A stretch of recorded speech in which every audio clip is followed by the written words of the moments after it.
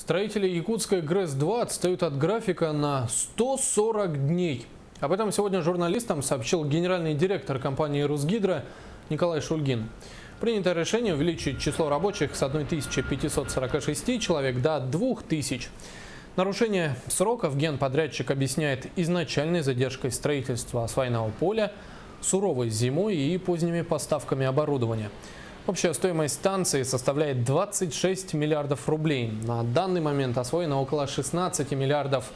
В Русгидро собираются запустить объект в первом полугодии 2017-го.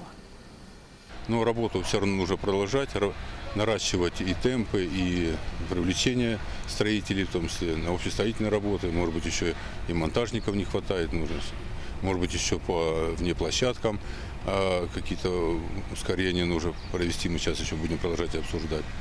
Вот. Потому что если их не наращивать, то мы, и в следующий год войдем тоже с какими-то отставаниями и проблемами. Будем наращивать.